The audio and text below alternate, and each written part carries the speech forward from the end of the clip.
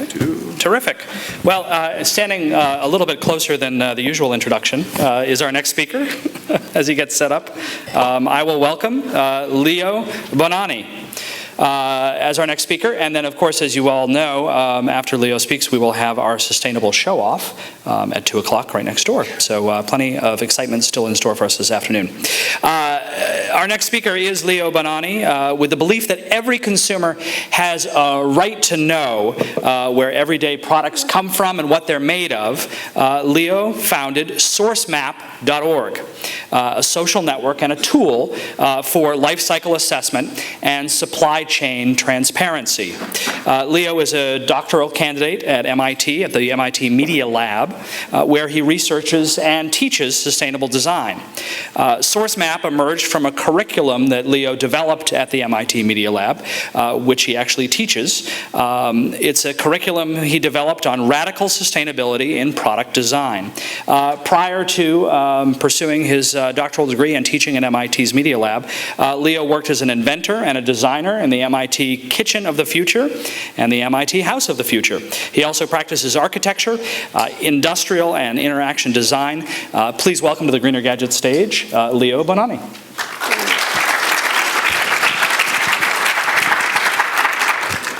Hello. Oh, good. You can hear me. Okay.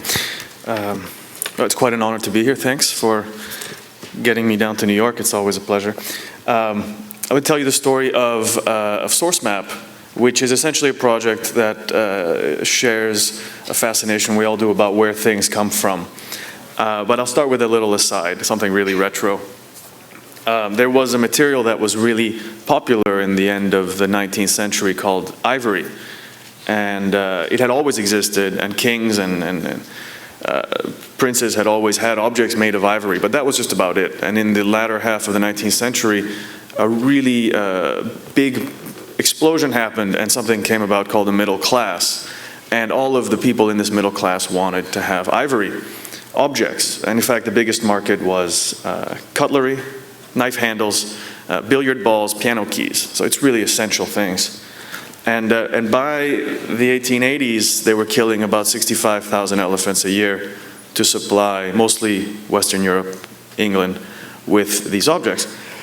Now, what nobody knew was that the elephants were dying and that there were less and less of them. In fact, they were killing them way too fast, and they were killing the babies. So they were really killing themselves off as an industry.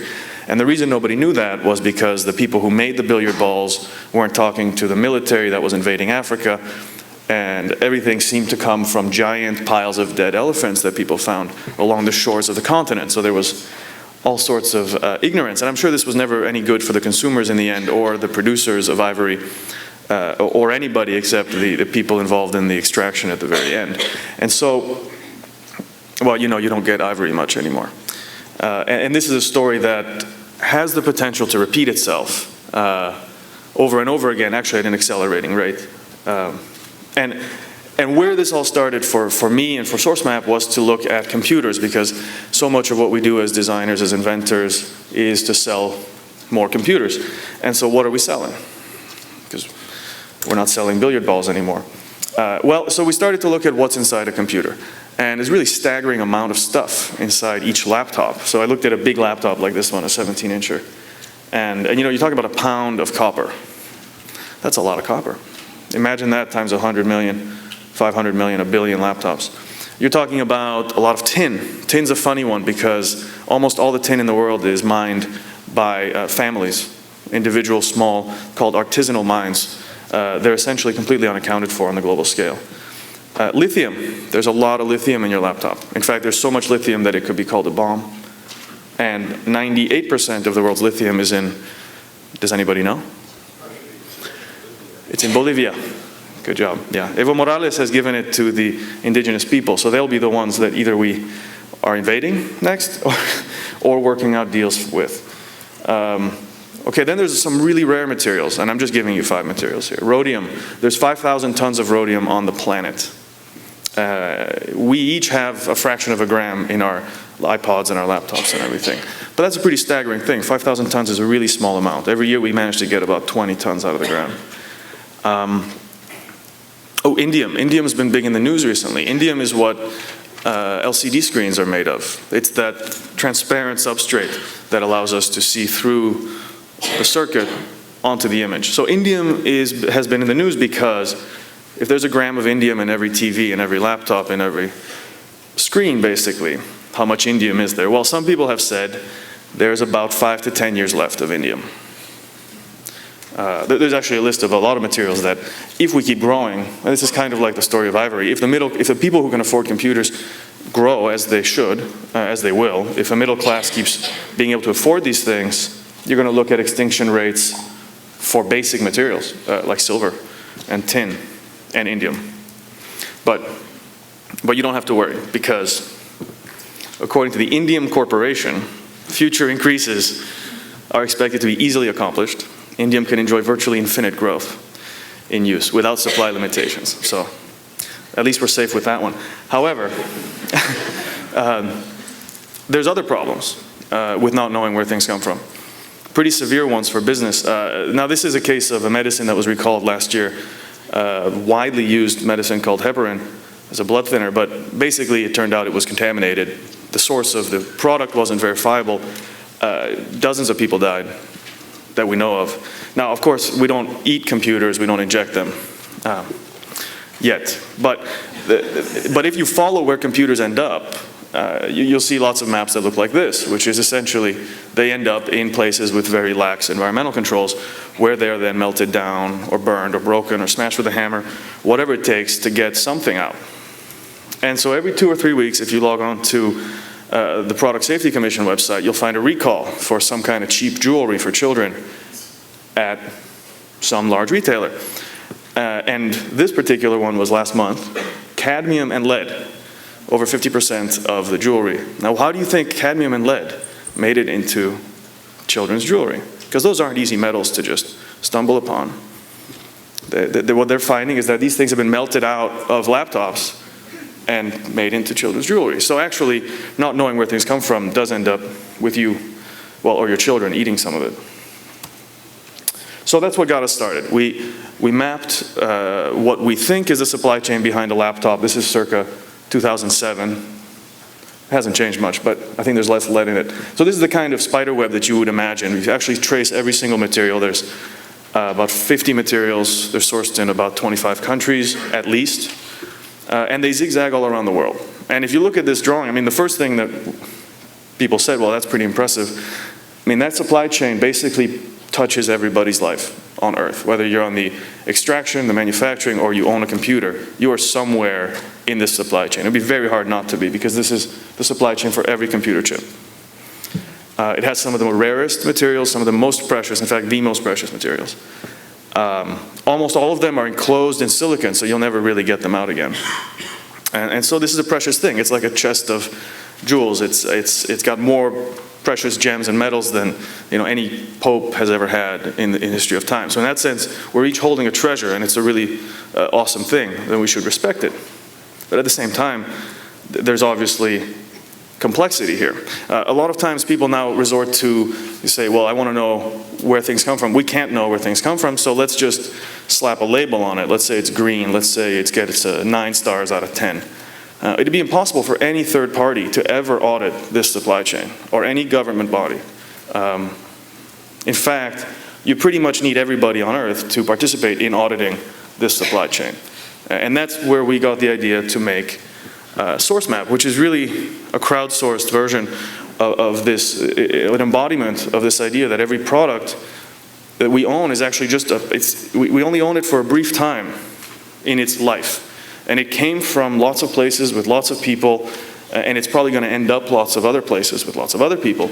And in that short period of time that we're the custodians of these materials, we need to acknowledge where they're coming from, where they're going, where they're going to be. These materials, in a sense, don't really belong to us. They essentially belong to humanity, and when we own the computer, we're just sort of shepherding it from one place to another. It's a little idealistic. But so, once we made that once, we said, okay, well, let's get some great developers together and make it 1,000,000 times. So now if you Google for laptop carbon footprint, you'll find a site called Sourcemap. It turns out there weren't a lot of resources, in fact, none, to tell you the carbon footprint or where things came from. And in that site, if you look up a product, you'll see all the materials in it. how much there is, the carbon footprint, the embodied energy, the shipping, the end of life, and you can browse that map. It's essentially a rich web application. You can go there right now, sourcemap.org. And you can see here, so I'm browsing the map of the laptop. This was the first project that we ever looked at. And you can trace back then there was a significant amount of lead in there. And you can look at these maps, and there's some striking things about maps. When you put a design on a map, it's no longer just about things. It's about people, it's about cultures, it's about certain, let's call them political relationships. You can even figure out what it would take, by the same token, to ship it to your, I live in Cambridge, so what it takes to ship it to your house. So in the case of a computer, it's almost always coming from China, but in the case of many products, where you are makes a huge difference in terms of whether it's sustainable or not. Stop looping. So we made that tool open to the world about 5-6 months ago, I think September 1st, and that means anyone can log in, create a user account, start mapping products. And the idea was, like I said before, none of us knows enough about anything to really be the authority on the supply chain. I mean, big companies have no idea where the stuff they're selling comes from. So it's actually gotten much more traction inside companies than inside designers, which was who I originally designed it for. But so people make things. So this is not made by IKEA. This is made by a researcher who's been researching IKEA's wood sourcing. But right now it is the authority on IKEA supply chains until someone knows better. And anyone can make as many maps, and you can contradict maps, you can comment them, you can rate them. Essentially, we're trying to build a more and more accurate database. So this is a bike, this is a Tesla. This actually, I think, was made by the Tesla company. It just shows where all their manufacturing and their suppliers are located. Some of them are private, some are public. It's really up to them. There we go. It's very similar to an industrial supply chain is food, industrial food. This is a Kraft mac and cheese. Almost all the vitamin B in the world is made in China. Okay. A bartender, saying this is not just a drink. This is a drink. It's from a place. It tastes like a place. It's a caipirinha. These maps are very interesting. These are maps that are so tiny they actually represent cultural values. This is arepa, which is corn-based food in Venezuela, but they even mapped where the oil comes from in Venezuela that runs the boiler, that cooks the corn, et cetera, et cetera. So you have these beautiful little maps, these beautiful big maps, maps of travel. People figured out you could, if you have a meeting somewhere, you can take accounting for the carbon that it takes to get people there, or you can account for not having emitted that carbon and continually improve whatever your company, your organization, your personal strategy to reduce carbon. So you can go in here. We have an expansive carbon database of values for shipping, for materials, for foods, for clothing. All the transportation is there. We have mapping experts that are writing algorithms. It all came out of being open source. And so you get kind of surprised sometimes. This is, can anyone tell what this is? This is a bomb. Someone mapped the carbon footprint of a bomb. I love it. It's made in Texas. It's a really big carbon footprint. 46 tons for 100 kilos of bomb. And that's just to make it. That's not when you blow it up. That's another. And what they did here, they added a couple materials, EFI, NO, NA. We didn't have those in our database. Now we do, and now you can also make a bomb. Or at least know what the carbon would be. Let me give you an example. We did a couple nights ago trying to order business cards. And this is kind of a sad state of affairs in a world that cares a lot about green. You know these Moo cards? They came out with these little tiny ones. They sell them on Flickr. Really trendy. Okay, so we wanted to make business cards. Moo gave us two options, 100% recycled or half-sized, not recycled. Sounds like the recycled one would be the one you should buy. I mean, that's probably why they would sell a recycled card. But the other one's half the size. So what are you going to do? So we had to do it ourselves. It doesn't say anywhere on the website. And now if you look up a Moo card carbon footprint, there's going to be an entry for that. But you map there's only three paper, the plastic box that comes in, the printing, and we didn't even count for the packaging yet. 180 grams for the recycled one, they're full-sized. The mini ones had 120 grams of carbon, even though they're not recycled. So obviously it'd be nice if they sold a recycled mini card. But it's kind of, we're at this point where we know so little about the carbon footprint of products that even consumers going in there and trying to reconstruct, even given a very optimistic assessment of things, you're still discovering completely new things that the companies don't know, that the companies aren't able to do. In many cases, they're too small to afford an environmental consultancy. And then you end up in this reverse greenwashing, where we're actually building up the green credentials of a product from the ground up because it's too daunting. In fact, a lot of companies are afraid to market themselves as green, even if they're doing green things, because they might alienate people because it's too superficial advertising. So you're inevitably simplifying.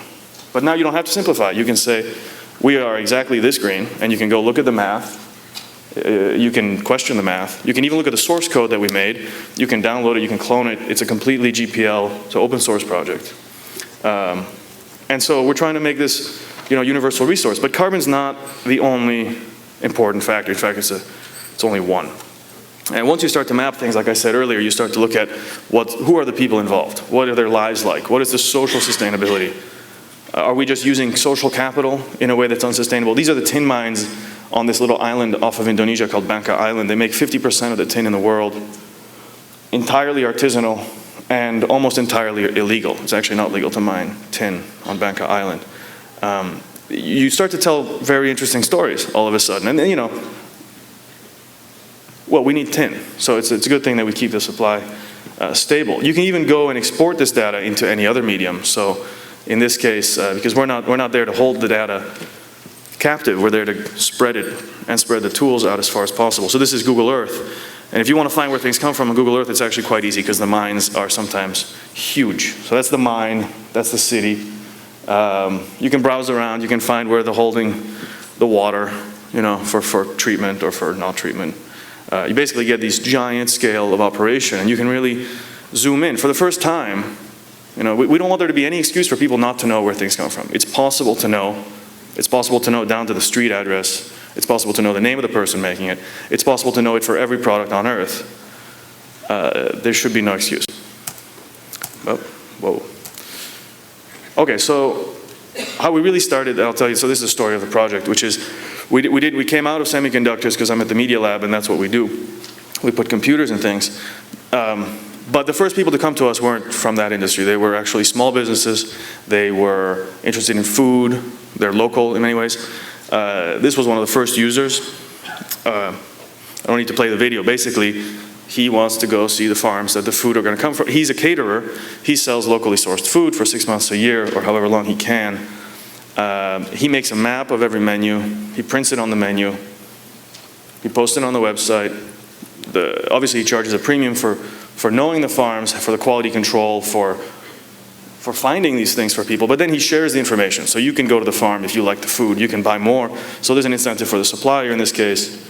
There's a whole new paradigm. You're not ordering food anymore, you're ordering a place. You want to taste what that place tastes like. And I think it's kind of poetic. Right now it's something we only do with food, maybe sometimes clothing. We're trying to expand that sensitivity to who's involved and what are the social conditions. This is a hotel. Yeah, I just want to show you a couple of the features that Dave urged us to build because we're very responsive that way. This woman runs a hotel in Loch Ness, so in the Highlands of Scotland. Very interested in preserving the beauty of the landscape. So takes a lot of steps, tells a lot of stories. One of the stories is she figures out all the carbon it took for all her guests to get to the hotel. She offsets it by buying trees in the surrounding forests. So the landscape is more beautiful. The guests are carbon neutral, but it's not their fault. She takes the burden.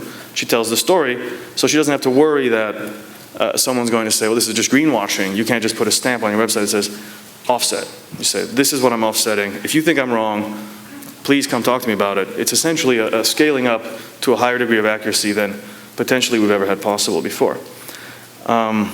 Maybe we can hear this one. She's nice.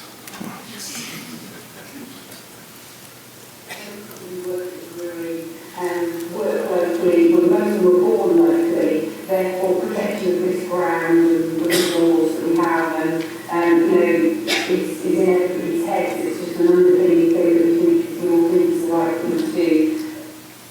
Right.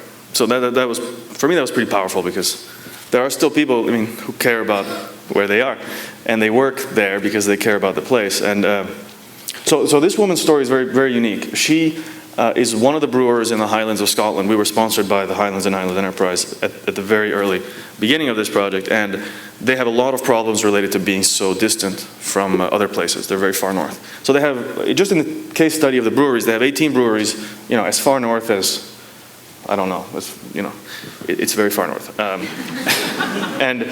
And all those breweries have to send, and they make good beer, they have to send it all the way down to England for bottling. Okay, so if you look at it as a single actor, as a consumer picking between two products, well, you're always stuck between two options. If you look at it as a design problem, you actually can bring a lot of people's impact together into one decision. So she said, well, if this is what we're doing, as when we calculated for her, each way, that's 9,000 kilometers, if you take account of all the trucks that are doing it, which is frankly the way to do it. So she said, well, let's get a bottling plant built in the Highlands of Scotland. And then it'll go from 9,000 to 3,000, and for her it'll be 0. So it's a win-win. She's building it. It's going to have an incredible impact on the carbon. Of course, now not all her competitors are going to bottle there right now, but over time they'll be incentivized because they won't have to have their truck drivers going all the way to England. So this is something that I like to think about as sustainable design. We all practice sustainable design. We're not just consumers. We're also the people who decide what is going to be available for sale to other people. What is going to be the carbon impact? The business cards was one example. Planning a trip, planning a meeting. These are other examples. We have an extensive API because essentially we believe you should. There's no excuse not to know where things come from and what they're made of or what their impact is. You should know, especially if you're buying them. Everyone says there will be a QR code. Well, if you go to Sourcemap, you make a map, we'll print out a QR code. You can put it on your product. It will lead back to that story. So that's it. We're an open source project of the MIT Media Lab. We're growing. This is who we are today. I think we have a new person coming on tomorrow. And we are, very eager. These people are almost entirely volunteers. In fact, we have 2 of them. There you go, Alex. And where's Grant? Hey. So we're growing. Everybody's super motivated. There's a lot of people who believe in this, not just out of curiosity, but there's massive improvements to be made. Just give you one example. There's a huge company right now that I can't name, but they're making a plug-in to their Outlook scheduler that says the carbon of having a meeting. So you have someone coming from Chicago, someone coming from California, and it says, well, the best place for you to have your meeting is this spot right here. And they're making it. They're going to put it on all their Outlook extensions, which means it'll be open source. It means you'll have it too.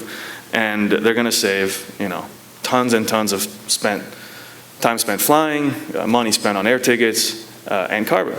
And they'll be able to tally that company-wide. So this is the kind of thing you can do just by querying our API. It's getting more and more robust, and it's free. So there's nothing you can lose by doing it. So by all means, I'd love to take questions or show you the website, or you can always feel free to email me directly. And thank you very much.